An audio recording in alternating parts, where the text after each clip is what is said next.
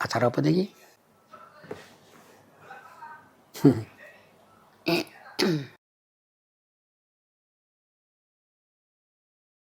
Bismillahirrahmanirrahim. Assalamualaikum warahmatullahi wabarakatuh.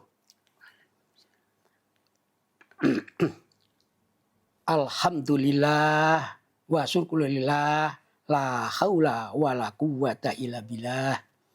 Asyhadu alla ilaha illallah wa asyhadu anna Muhammadan abduhu wa rasuluh. Allahumma sholli wa sallim ala Muhammad wa ala ali Muhammad. Rabbis shrahli sadri wa yassirli amri wahlul 'uqdatam min lisani yafqahu qawli. Puji syukur senantiasa kita panjatkan kehadirat Allah Subhanahu wa taala atas segala nikmat yang tak terhingga, termasuk kita menghirup udara yang berjuta-juta kubik ini kita tidak harus membayar. Untuk itu mari kita tingkatkan iman, takwa kita, rasa syukur kita kehadirat Allah Subhanahu wa taala. Taqabbalallahu wa minna wa minkum. Oh, kita setelah menyelesaikan ibadah puasa ini, insya Allah kita kembali ke fitrah, bersih dari dosa-dosa yang insya Allah diampuni oleh Allah Subhanahu wa taala. Kemudian berikutnya, momen puasa ini menjadi suatu pembelajaran untuk bisa meningkatkan ibadah kita setelah lebaran ini. Kemudian mudah-mudahan kita mohon kepada Allah Subhanahu wa taala kita bisa dipertemukan di bulan Ramadan di tahun-tahun yang akan datang. Amin ya rabbal alamin. Setelah kita menyelesaikan ibadah puasa ini, insya Allah kita semua tetap bisa istiqomah menjalankan ibadah yang lebih baik setelah bulan puasa ini. Bagi anak-anakku yang laki-laki, usahakan selalu bisa sholat berjamaah di masjid. Karena sholat berjamaah itu juga pahalanya berkali-kali lipat. Kemudian di samping itu kita banyak berzikir kepada Allah Subhanahu wa taala. Minimal yang paling mudah adalah la ilaha illallah. La ilaha illallah. La ilaha illallah. Kemudian subhanallah walhamdulillah wallahu akbar. Subhanallah walhamdulillah wallahu akbar. Kita sebagai makhluk Allah, hamba Allah, ciptaan Allah, semuanya kita hanya bergantung kepada Allah. Jangan pernah kita berharap kepada makhluk. Karena kalau kita berharap kepada makhluk, kita akan kecewa. Tetapi bermohonlah kepada Allah. Apalagi kita setelah 1 bulan digembleng di kawah condro di muka bulan puasa itu akan menghadirkan hati kita lebih mendekat diri kepada Allah. Untuk itu tingkatkanlah ibadah kita lebih baik daripada hari-hari yang lalu atau sebelum puasa kemarin. Besok bisa kita tingkatkan lebih baik lagi. Kemudian bagaimana kita juga berusaha untuk mempelajari Al-Quran minimal membaca tiap hari mungkin 1 halaman, 2 halaman, 3 halaman, atau lebih baik lagi kita selalu bisa menghatamkan berkali-kali Al-Quran. Kemudian saya juga berpesan kepada kalian semua, marilah kita jaga kerukunan. Kerukunan baik dengan keluarga, tetangga, bermasyarakat, dan lain-lainnya. Karena ternyata kehidupan ini kalau kita perhatikan, yang cocok dan yang nggak cocoknya lebih banyak nggak cocoknya. Apabila yang nggak cocok ini kita besar-besarkan, saya bisa membayangkan apalagi di rumah seperti neraka rumah itu. Padahal janati umati, rumahku surgaku. Marilah kita ciptakan rumah kita itu surga kita. Karena kita hidup berkeluarga, semuanya untuk keluarga. Jadi apa yang kita usahakan itu hanyalah untuk keluarga.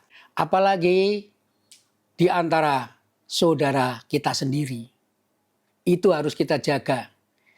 Jangan sampai hal-hal yang kecil itu kita besar-besarkan kejelekannya. Karena kita sebagai makhluk itu adalah mempunyai kelebihan dan kekurangannya. Janganlah kita besar-besarkan kekurangannya. Kalau kita melihat saudara kita ada kekurangannya dalam hal perilaku atau apa sebagainya, sebaiknya bagaimana caranya kita bisa membantu untuk bisa menyadarkan. Karena tidak ada yang namanya bekas saudara. Tidak ada yang namanya bekas adik. Tidak ada yang namanya bekas kakak. Kalau saudara itu adalah saudara. Apalagi tidak ada yang namanya bekas ibu. Untuk itu kalau melihat kita sama-sama untuk saling mengingatkan. Jangan diperbesar permasalahannya tetapi saling mengingatkan agar supaya kerukunan bisa tetap kita jaga. Karena orang lain itu akan melihat kita itu bukan kebaikannya, tapi biasanya orang lain itu akan melihat kita itu dari kekurangan-kekurangan yang ada pada diri kita. Makanya usahakan jangan sampai orang luar itu melihat kita itu ada ketidakkerukunan, ketidakcocokan, atau ada hal-hal yang sehingga orang lain itu akan melihat kita itu, wah keluarga Pak Warjono ini ternyata begitu ya. Usahakan jangan begitu. Kalau bisa, waduh luar biasa keluarga Pak Warjono ini. Rukun, damai, saling mengerti, saling membantu. Lihatkan itu semuanya. Sehingga kita di dunia juga mendapat pendidikan baik, insya Allah juga nanti di akhirat juga begitu. Jadi hidup kita adalah dunia dan akhirat. Makanya kesabaran, ketekunan, itulah yang akan membuat kita bisa berhasil untuk menuju ke kehidupan kebaikan dunia dan akhirat.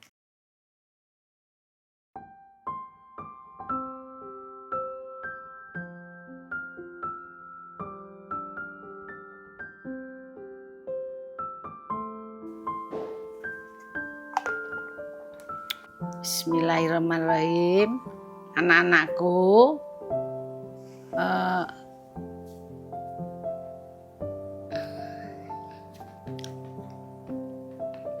Yang pada rukun.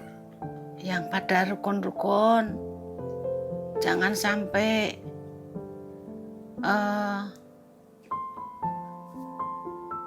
ada percekcokan di depan ibu. Jangan sampai membuat ibu sedih. Mudah-mudahan anak-anakku bisa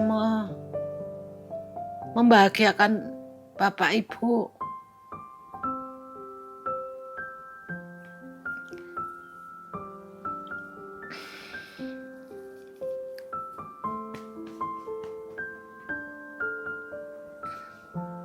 Wes. Soalnya ibu masih suka tahu ada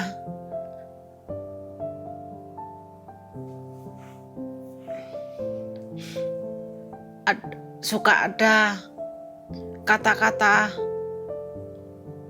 yang membuat ibu sedih. Mudah-mudahan bisa menjaga kerukunan antara kakak dan adik, yang sebagai kakak bisa membimbing adik-adiknya juga mudah-mudahan bisa menerima pesan-pesan dari kakaknya. Ibu mohon itu dilaksanakan anak-anakku. Ibu tidak bisa memberi apa-apanya, bisa mendoakan. Mudah-mudahan anak-anakku bahagia dengan keluarga dan anak-anaknya, cucu-cucu saya. Amin.